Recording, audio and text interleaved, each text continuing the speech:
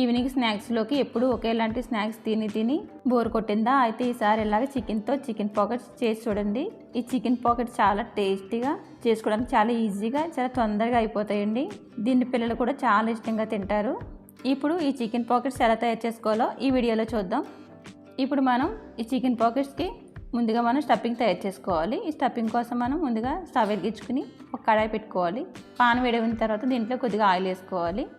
Oil వేడిన తర్వాత సన్నగా కట్ చేసుకుని పచ్చిమిర్చి, ఉల్లిపాయ ముక్కలు వేసుకుని వేపుకోవాలి. ఇవి ఉల్లిపాయ ముక్కలు కొద్దిగా వేగిన తర్వాత దీంట్లోనే క్యాబేజీ కూడా సన్నగా తురుముకుని వేసుకోవాలండి. ఇప్పుడు దీంట్లో సన్నగా కట్ చేసుకున్న కొత్తిమీర వేసుకుని దీంట్లో కొద్దిగా సాల్ట్, కొద్దిగా కారం కూడా వేసుకుని వేపుకోవాలి. ఇప్పుడు మనం చికెన్ ముక్కలు ముందుగా మనం ఉప్పు, కారం, మసాలా వేసుకుని ఉడికించుకుని ఇలా చిన్న చిన్న పీసులుగా కట్ చేసుకున్న చికెన్ ముక్కల్ని ఈ ఉల్లిపాయ వేగుతున్న మిశ్రమంలో వేసేసుకోవాలి.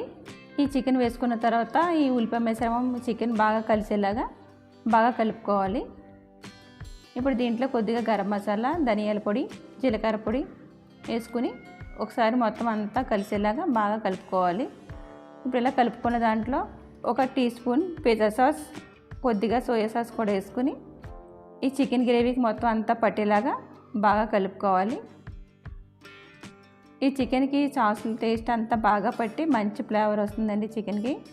ఇలా మొత్తం అంతా కలుపుకున్న తర్వాత ఇప్పుడు మనం 2 నిమిషాల తర్వాత స్టవ్ ఆఫ్ చేసుకొని ఈ స్టఫింగ్ పక్కన పెట్టేసుకోవాలి. ఇప్పుడు మనం పాకెట్స్ తయారు చేసుకోవడం కోసం ఇక్కడ సమోసా సీడ్స్ తీసుకోవాలండి. ఇప్పుడు మనకి సమోసా సీడ్స్ అనేవి మనకి సూపర్ మార్కెట్లో కూడా రెడీమేడ్ దొరికేస్తున్నాయి కాబట్టి మీరు ఇంట్లో చేసుకున్నా పర్వాలేదు, లేదంటే ఇలా మనం మార్కెట్ నుంచి తెచ్చుకుని చేసుకున్నా సరే మనకి సీడ్స్ అనేవి బాగా ఉంటున్నాయి. నేనైతే ఇంట్లో చేసుకున్న సీడ్స్తోనే తయారు చేస్తున్నానండి. ఇప్పుడు మనం వీటితో పాకెట్ తయారు చేసుకోవాలి. ఇప్పుడు ఈ పాకెట్ తయారు చేసుకోవడం కోసం ఒక బౌల్లో 2 స్పూన్ల మైదాపిండి తీసుకుని కొద్దిగా వాటర్ వేసుకుని ఇలా పల్చగా కలుపుకోవాలి. ఇలా కలుపుకున్న గ్రేవీని ఒక సమోసా సీట్ తీసుకుని ఆ సీట్కి 4 వైపులా కూడా ఈ మైదాపిండి మిశ్రమాన్ని అప్లై చేసుకోవాలండి. ఈ మైదాపిండి మిశ్రమం అప్లై చేసుకోవడం వల్ల మనకి పాకెట్స్ మడత పెట్టుకున్నప్పుడు దాంట్లో ఉన్న స్టఫింగ్ బయటకు వచ్చేయకుండా మనకి ఈ మైదాపిండి మిశ్రమం అనేది గట్టిగా అంటుకుని ఉంటుంది. ఇలా 4 వైపులా మైదాపిండి మిశ్రమం అంటించుకున్న తర్వాత ఇప్పుడు ఈ సమోసా సీట్ని ఇలా సెంటర్కి ఫోల్డ్ చేసుకోవాలి. ఇలా జాగ్రత్తగా ఫోల్డ్ చేసుకుని ఈ సీట్ని 2 వైపులా క్లోజ్ చేసుకోవాలి.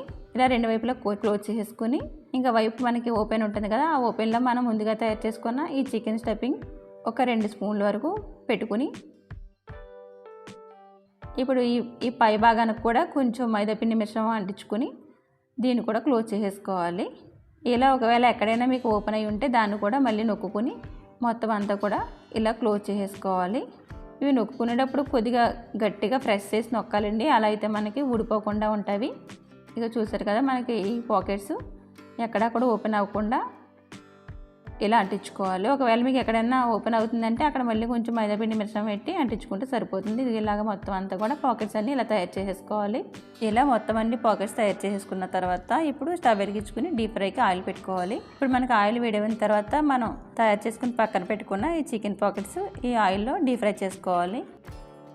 ఇప్పుడు ఇవి ఒకవైపు గోల్డెన్ కలర్లోకి వచ్చేంత వరకు వేపుకొని వీటిని 2వ వైపు తిప్పుకోవాలి. ఇలా 2 వైపులా కూడా మంచి గోల్డెన్ కలర్లోకి వేపుకున్న తర్వాత వీటిని సర్వింగ్ ప్లేట్లోకి తీసేసుకోవాలి. ఇలా మొత్తం అన్ని పాకెట్స్ కూడా ఇలాగా మంచి కలర్ వచ్చేంత వరకు వేపుకోవాలి. అంతేనండి, ఎంతో టేస్టీగా కరకరలాడే చికెన్ పాకెట్స్ రెడీ అయిపోయి